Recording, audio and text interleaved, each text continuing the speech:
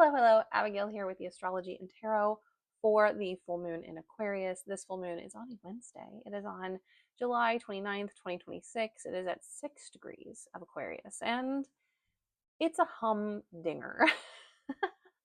It is a lot, and it's not an eclipse, but it is the partner to an eclipse. So this is kind of what is cracking open the eclipse portal. It's always the moon right before the eclipse that kind of opens the door to the 2 weeks before an eclipse, the 2 weeks during the eclipse like portal, and then there's a 2 week runoff. And so this is the beginning of kind of 6 weeks of eclipse stuff.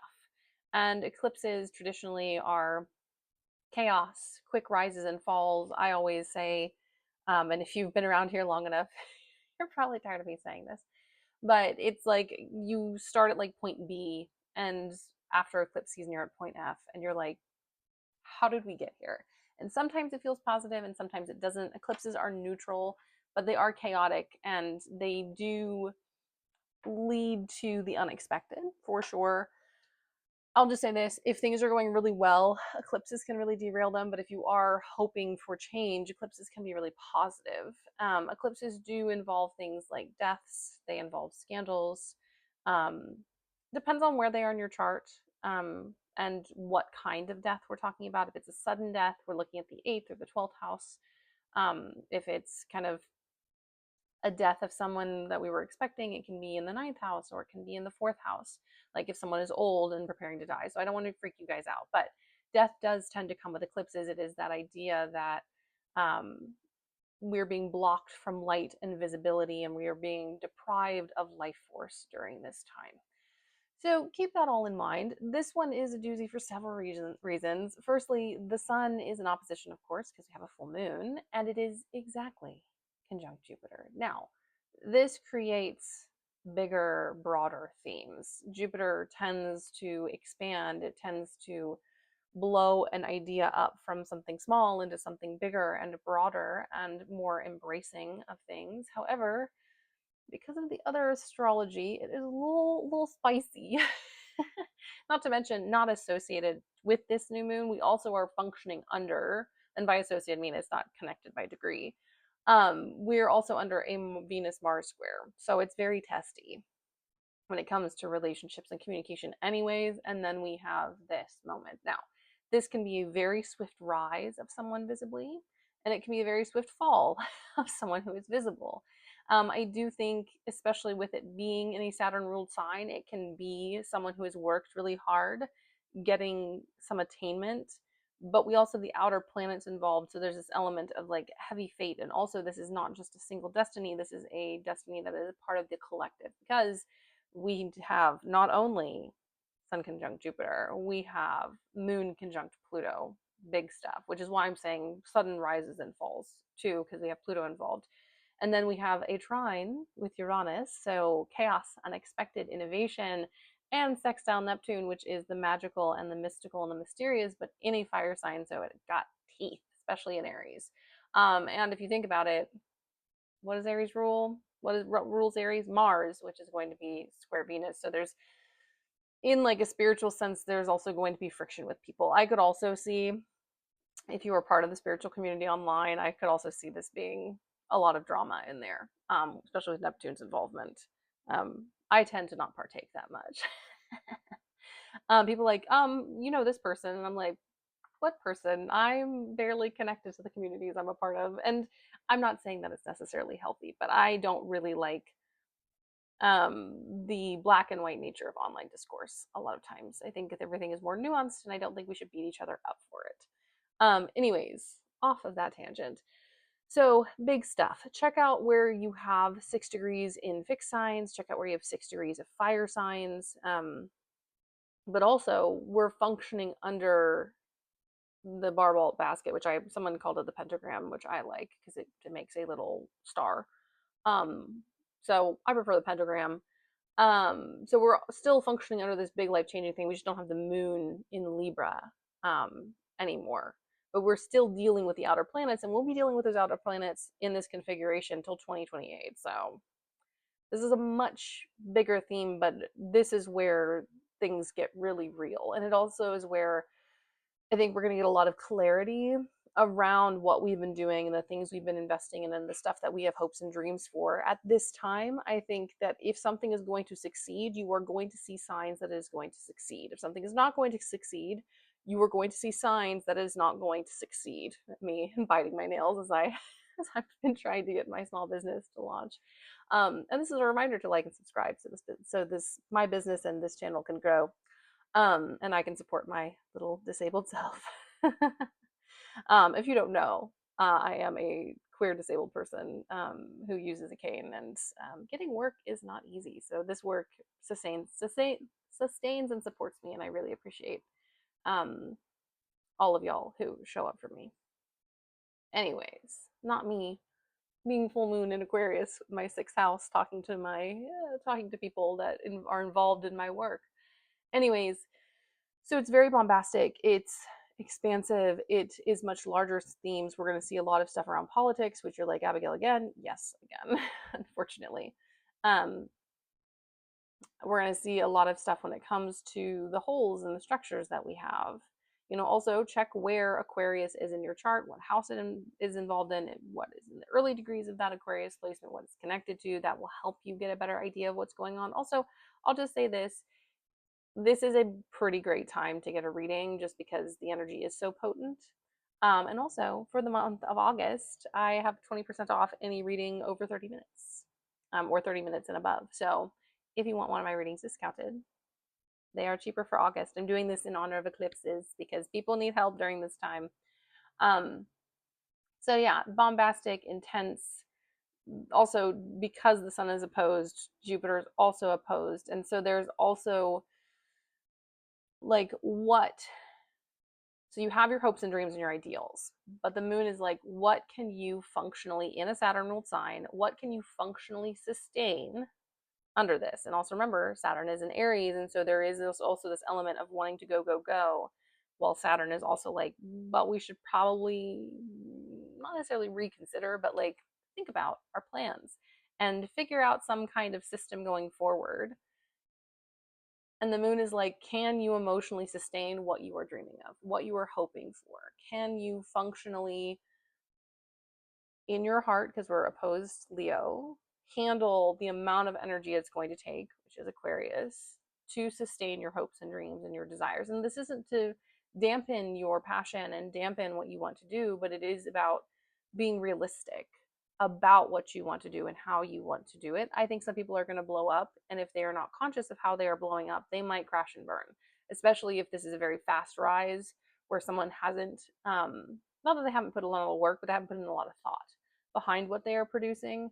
And it will be easy to burn yourself out with success from this time. Now, I think a lot of people are going to find success. A lot of people are also going to crash if they have not done their due diligence as well. So don't panic. If you have been putting in the work, you should be fine. But at the same time, also, don't don't overshoot your shot, which can be a Jupiter and Leo thing. Now, be weird, be crazy, be unique, be interesting, be diverse, yes. But don't view yourself as a limitless resource because you are not. Yeah. Also, with this in Aquarius, it is about your community and your connections and networks that you function in, and also like who's supporting you, how are they supporting you, how do you build community, how do you connect to others. And because we have the trine to Uranus, you might find that there's a way that you work that is different and new and is better for you. You might find with other people that there are other groups that you thought you would never fit into, and you're like, oh, actually, I really vibe with this group. Yeah. So big energy. Is it going to be easy? No. Has 2026 been easy? No. Is it going to continue to be hard? Yes. But is this an opportunity for the winds of fate to shift? Yes. Is it an opportunity to try something new, to also look at what you are doing and the things that you're building and see how they can be tweaked? Or maybe not even tweaked. It might just be like, oh, this is a sign that I need to keep going because this is finally getting going and finally picking up traction. If it's in the 11th house, maybe it's a community you've been participating in and trying to build. If it's in the second, oh, and actually, I'll do this. Would you all be interested? And if no one answers, then I'll just percolate on it because y'all tend to be silent sometimes. But Would you all be interested in horoscopes or like an astrological look at all of the risings or something? And maybe adding that to this video would make the video longer, but let me know what you think. That just kind of popped up in my brain. As Mercury stations direct, yeah, it's me coming up with ideas that may or may not be a good idea. But let me know if you would like kind of like what something is bringing in for a specific, for the specific house. So like if we're talking Aries rising, yeah, this would then be in the 11th house. And so this would be that connections and community and care. And then we would talk about where all the other houses are and all these things. I might even have to maybe do a different recording format so you can see the kind of wheel. I don't pay for a editing service, so me superimposing a chart is probably not possible on the editing software, well, app I use. Anyways, you get to problem solve with me in real time as I'm sitting here. Also, remembering that we are also functioning under a Mercury that is in the post shadow period, that is still moving through the stuff we were dealing with before. So it's not just, oh, this is fresh and new, this is us bringing stuff in. With Uranus, I also think that this is an opportunity to really dig in and be creative and try new things. And, you know, something I've kind of been saying to folks is like, stuff is really effed right now. And like, at some point all of this is going to collapse, so why not try for the dream? Why not try for the thing that you want to do, and try to enjoy what you have rather than staying in this crumbling system? Break out of it. And yeah, there are risks, and I understand those risks. I'm actively in them, but at the same time, you're not doing well either way. And obviously this changes if you have children and stuff, and I definitely understand. I have a dependent, it's not a child, it's a dog, but I do have to make decisions based on him and his vet bills and health and stuff. Also was a nanny for a long time, so obviously being wise, but this is an opportunity to try something new, do something different. I also think if you are in a deadbeat job, these eclipses might pop you out of it, because fixed eclipses often have that thing where they're like doing the same thing all the time. Not anymore. Time for big changes. Also, Pluto is here, and so this is going to bring up grief and death and loss. I also think, pardon me, with the moon conjunct Pluto, we can very easily see themes, well, renewed themes of SA and violence, and the way women and children are treated in society, and disabled folks, and how we are exploited. Those things are going to come up in the public eye. You might also struggle a bit with the history and the past of your family, because we're still working through these Cancerian themes off to the side. And so just give yourself space for this full moon. Now, as far as manifesting goes in spell work, I don't have an issue with using chaotic elements to work, because most of life is chaos. Now, the only time that I would tell people not to is like if your life is tame and doesn't have much going on and you're happy with that, maybe we don't do magic during chaotic times. But if you have a chaotic chart or a chaotic life, working with chaos can be helpful. Not necessarily ripping the lid off of Pandora's box, but just being like, okay, things are nuts. How do I harness the nuts a little bit? And so, yes, I think this would be a good time to ask for guidance and ask for advice. It's also a full moon. And so there's an element of culmination and attainment. And I would also suggest in this moment, because we have Jupiter conjunct the sun, doing some kind of gratitude ritual, thanking the universe for what you have got, not like in a weird religious way where it's like, thank you for the perfect life I have, even though it's not perfect and I feel afraid to ask for stuff. No, but being like, hey, I really appreciate universe, guides, spirits, what you've done. Here are some offerings. Here's what I would like a little more of. And like this thing that you gave me, I really liked. And maybe we can like expand on this theme. Um, Anytime I talk to ancestors, because I do psychic mediumship and stuff, very rarely are they like, stop asking for shit. They're like, why don't you ask for more? Why don't we get a little more creative? Like, here I am dead on the other side. Why don't you make use of my abilities? And so asking for more using specific situations in your life that have gone well to point to more. If you are looking for a partner, this isn't necessarily what I'd call a relational romantic moon, but if you are looking for a long-term partner, or if you're looking for friends, you can be like, hey, so you remember that friendship that worked out for a little bit? Remember those the few weeks where it went really well? That's what I would like more of, just with a healthier situation. It doesn't even have to be a situation that worked out. Or you have a friend or a romantic partner that things are going well with. You can be like, so you see this? I would love more of that energy in my life. Like, I love that I have this person. I love that I have this friend or this lover or this family member, and I could use more support like that. Can we do those things? Also, this is an excellent moon to do collective work. So if you want to do a collective spell for healing or a collective hex or curse, this is it. That Jupiter Sun conjunction popping the hell off. So if you want to curse or hex anyone in power, bring down their demise, which I do think these eclipses are going to speed up, then this is the time to do that. Also, I do poppet work, so doing some poppet work might not be a bad idea on this one, because any working that you do is going to be amplified times 10. Now, should you do divination before? Should you make sure that you kind of weigh the pros and cons, because that's how you should be doing magic anyways? I don't know if you can hear it through the mic, but there's a very loud motorcycle. Take that as a confirmation for hexing and cursing people, but also, you know, doing the appropriate magic ahead of time so that we don't take on more stuff. I don't believe in the whole hexing and cursing is bad. That was made up by white folks, specifically men, to keep you from hexing and cursing them because they didn't like it. So we should be hexing and cursing. Not everyone has to, but I co-sign anyone who does. Just know that any magic you do has consequences, and so like make sure that you are wisely hexing and cursing. Most of my hexes and curses go towards domestic abusers and rapists and folks of that ilk. And they're not just people I don't know; they're people I have met, friends, partners, blah blah blah. So a great time to do collective magic. You just need to kind of do your due diligence to do stuff. Do a little bit of protection beforehand. Never a bad idea. And then afterwards, do a nice little grounding down and release. Um, but yeah, this one's a good one. Um, is it going to be nuts? Is it going to wreck some of us? Yeah. And at this point, I think all of us are kind of, the cartoon, like when like a bug gets run over and they're like all broken looking, but they're like still alive, and then later they pop up. That's kind of how I feel like 2026 has been. And every time I pop up, another cartoon car runs me over, and I'm twisted and mangled, and I'm like, it's gonna get better, right? And it is gonna get better, just not quickly. And we have difficult astrology to work through now.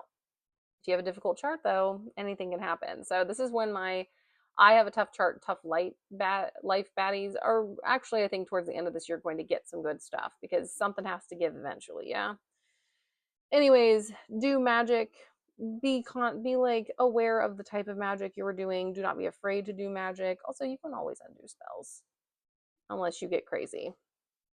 So allow yourself to do what you need to do in this moment. If you're like, no, Abigail, I just need love and light, you can also ask for love and light. This isn't necessarily what I call a love and light moment, but you can definitely ask for peace and ease, but maybe ask for like a solution to get it rather than it to just beam down, because the universe is more likely to give you a solution than to just hand you the thing. So it's just a faster process to be like, so how do I get this versus can you give it to me? It's about asking the right question for this moment. So that's what I have for you as far as this. I'm going to pull the tarot because I love to get like a different perspective on these new and full moons. It also usually points something out to me that I've missed about the energy, or a side of it I haven't considered, because astrology is an interpretation and a language, and sometimes things get lost in translation. And I find that tarot can bring out a lot of great stuff. I might eventually just channel directly, and I do channel directly in these things, but who knows? You can see the wheels are turning already. We haven't even gotten Mercury station direct, and the brain's already humming. Oh, while I'm shuffling, please like and subscribe. It helps this channel to grow. You can comment if you want me to cover any topic you would like. Also, I am running a class during eclipse season for Psychic Connection. You can sign up online if you want to use a sliding scale, which I do offer, which is like not a fixed price. So you can, if you don't have enough cash, you can pay less, or if you have more cash, you can pay more. But you have to do that through DMs on Instagram. I do that one-to-one. You kept flashing me, so we have the Hierophant. which makes sense to me now that I see them. So yeah, it's going to be a class about psychic connection, mostly about like a multitude of tools that you can use to access it. Each week is going to be a different set of tools. The first one is astrology and kind of looking at the astrology of birth chart. You'll get kind of like a mini reading from me. It's also a very small class intentionally for that. There are 4 spots left. The deck being like, I'm just going to wait until you stop talking. So I'll pause. 4 slots left.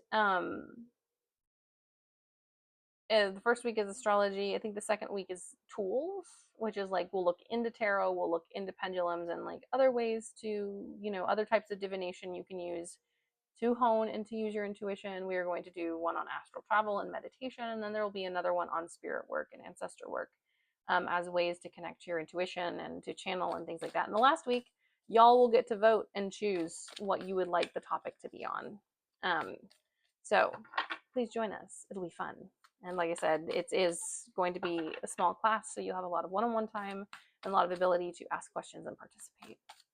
And it starts on August 9th. It is for 5 weeks. Classes run about an hour and a half. All right, they gave me 3 cards. They're like, shut up, Abigail. Okay. This makes sense.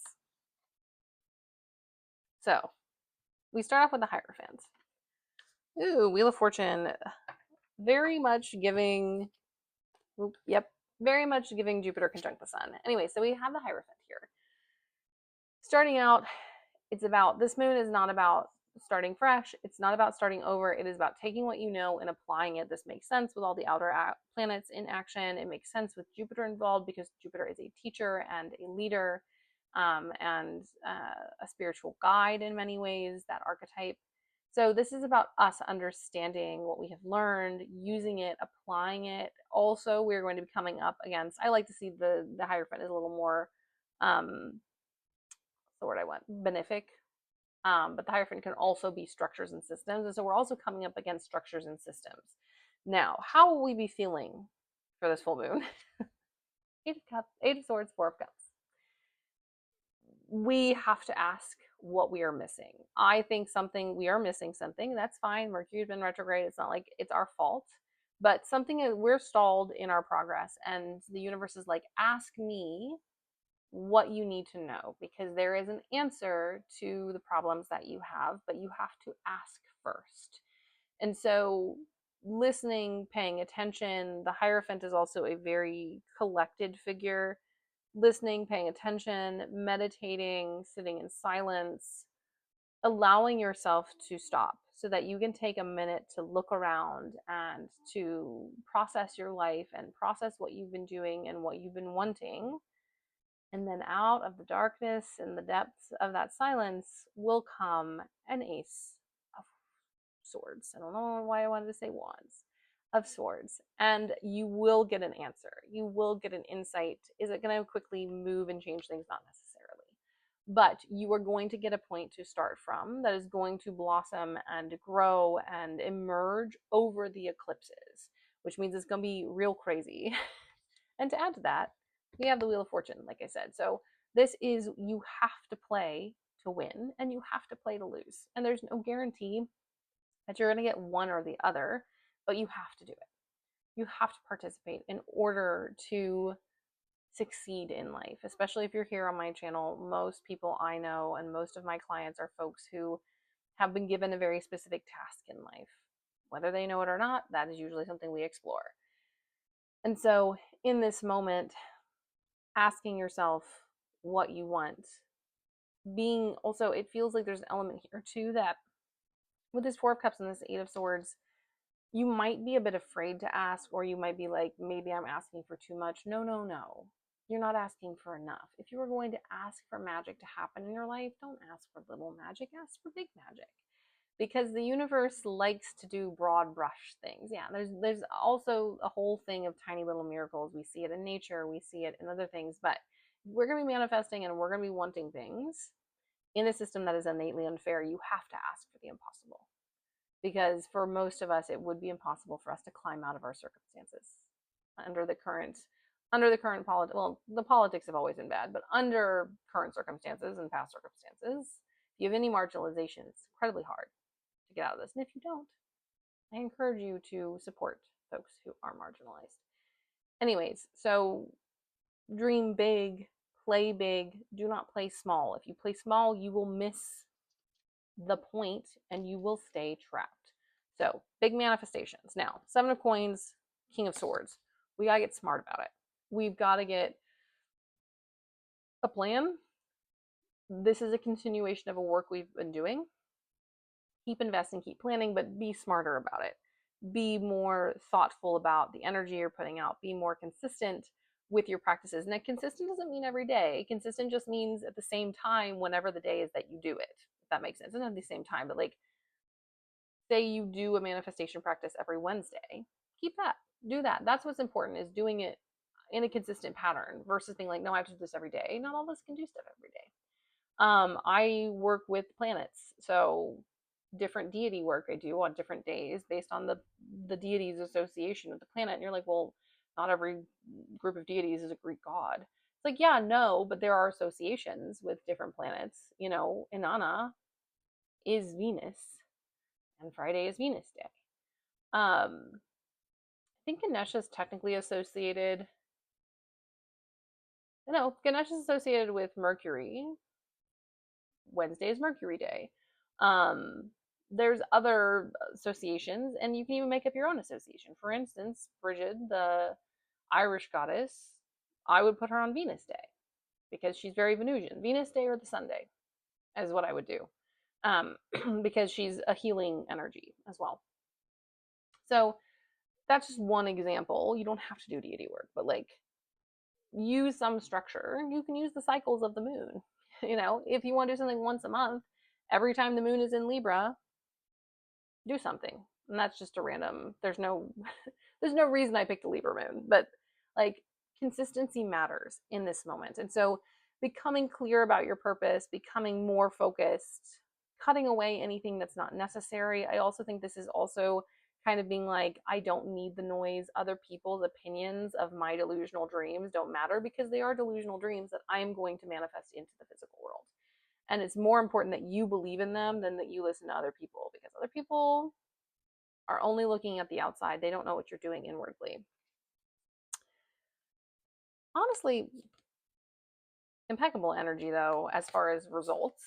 We have Ten of Pentacles, Ace of Pentacles, and the Six of Pentacles. This moon has the opportunity to bring us a lot of physical stuff, connection and care with other people, new things that we're investing in, new ideas. I also think with this King of Swords, we are, and the Seven of Pentacles, we are like working on new ways of doing things, and we're going to put those into practice, and they are going to bring us money. And with this Ten of Pentacles, our dreams and desires are absolutely possible. But it is about being willing to do the new thing and to participate energetically in giving and receiving. Also, to remember not to hold so tightly on to financial stuff that the universe is like, why would I give them good things? This person's worried about losing stuff all the time and they're not going to share. And a part of energy is learning to share. The reason we have so many issues is because people will not share technically the stuff that they stole in the first place, because billionaires are made off of wage theft. Repeat after me. They do not earn a wage based on their labor, because if it was a fair and equal system, the person who picks your vegetables, the immigrant who picks your vegetables, would be a billionaire based on that, because they put in way more effort than those people. Anyways, so putting in effort in a way that works for you, but also giving to others. A practice I do, so different people have different views on like money bowls. Um, I try to leave the cash in, but something I will do is I will exchange cash in and out to take out and give to someone who needs it more than me. That's kind of the only caveat I make to that rule. And so I will keep a $5 bill from my money bowl, which I will replace later with another $5 bill, to give to someone who needs that $5 more than I do. And that's the Six of Pentacles, making sure that the energy is flowing, making sure that you are still giving to other people, making sure that you are not living in such a, like, scarcity is real, very real, but not living in such a scarcity mindset that you're like, if I don't take and hold and claw this to myself, then I will never get anything. Energy doesn't work that way. You have to have flow. You have to have, you have to have give and take and reciprocation, especially if you want good things to come from that money. 'Cause you're like, well, what about the rich people who don't? Yeah, but do you see good things coming out of their money? No. And you know what? They're like provided for and happy, and that, of course, I think everyone deserves. But emotionally, do these people look well? Physically, do these people look well? No, they are trading. I firmly believe that the wealthy do magic. They are trading certain parts of themselves in order to get this power, which will hollow you out spiritually. Anyways, there's huge potential in this moon, especially if you ask the right questions. And I think there might be, because it is Saturn ruled, there might be this desire to go, go, go. And the truth is, it is about sitting back, getting this inspiration, and sharing stuff in kind of a simple potluckish way than hurling yourself at stuff. Also, with the Wheel of Fortune, it's about participating in whatever form you can. So if you're too tired on this full moon to do anything, you're too tired to do anything. You can also do it after. I always kind of like doing stuff a little before the full moon, just because once you hit the other side of the full moon, you're on the kind of like wind down to the new moon, which is kind of the lowest energetic point of the cycle. Um, but yeah, participate. There's, I think, a lot of amazing stuff can come out of this full moon. Do I think it's going to unfold over the eclipses? Yes. Is it going to be unusual? Absolutely. But it is going to be abundant, and you're going to get something good about it. And in the very least, you're going to know that what you're doing is working or it's not working, which I think some of us just really need to know that, especially in 2026. Like, am I investing wisely my time, my energy? Because this feels crazy. But yeah, take time, allow yourself to sit in that kind of Eight of Swords energy, because that is what is going to get you to kind of be quiet and listen to what is happening and listen to what you need to hear from the universe. And be open, as this is coming from someone who doesn't like to change. I'm a Taurus. I'll change a lot, but there are some things where I'm like, why do I have to do it a different way? I don't want to. Very stubborn. But just take some time to sit with yourself, to look at the things that you're doing, to, and not like in a cruel way, but in a way to be like, hey, how is this working? How can I improve it? And not improve it as in like overthinking and overworking yourself and trying to do it the way that someone else would do it. But how do I improve it? And asking the universe and asking your ancestors and asking your spirits. Like, having the crew on deck for this. Outside opinion, not going to be really helpful during this moment, unless it's someone like a Hierophant figure who has a lot of knowledge and who you admire. If they're not someone whose life you would want, do not take their advice. Anyways, my loves, this is another one of those sneaky ones where I'm like, 6 months from now, 3 months from now, we're going to be like, wow, that was a turning point. At the time, sucked. So buckle up, hold on tight, prepare yourself for the eclipses. Don't forget, I have a 20% discount on my readings if you want any guidance, or insight, or support. And I will see you all later. Blessed full moon in Aquarius.